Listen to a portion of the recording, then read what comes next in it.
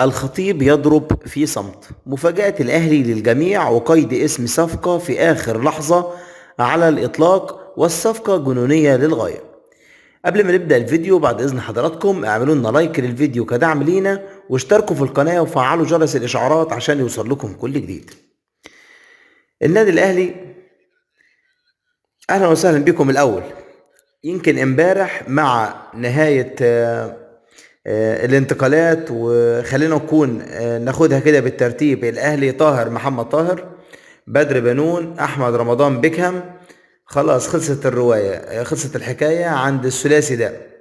الزمالك هو اقل الاندية في الانتقالات، وده لسبب: الاول قالوا حمزة المسلوسي تم قيده من فريق الصفاقس التونسي، لكنه بعد ما انضم امير عادل ورجعوا في كلامهم، بعد ما اتفقوا مع احمد الشيخ رجعوا في كلامهم، بعد ما كان في كلام عن صفقات كتيرة طلعوا كلها مجرد كلام وليس حقيقية.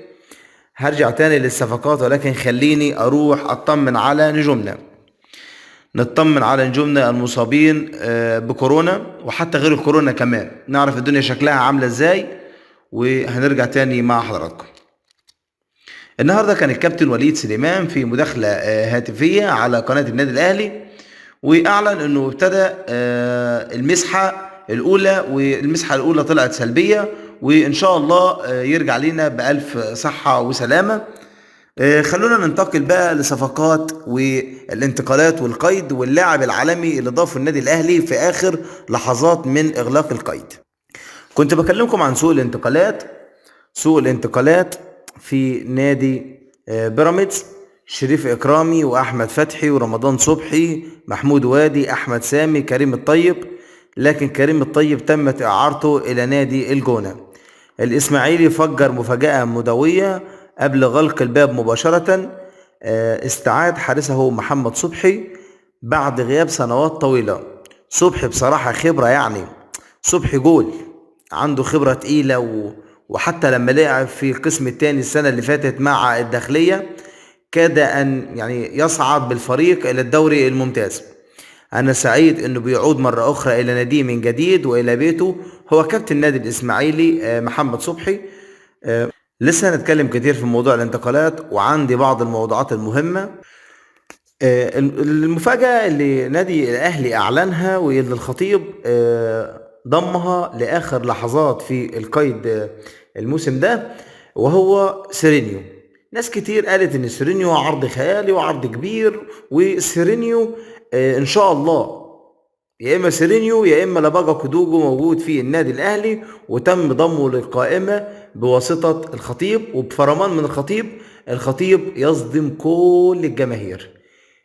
صفقة عالمية: يا إما سيرينيو يا إما لباجا كودوجو لاعب العين الإماراتي.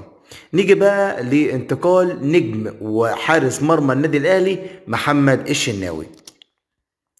الكلام ده من الكواليس، في عرض قريبا جدا من يعني ممكن ده يكون الموسم ده او الموسم القادم حسب فكر محمد الشناوي، هل هيكون موجود مع الاهلي او لا، ولكن في عرض خارجي من دوري اوروبي. محمد الشناوي حارس مرمى النادي الاهلي.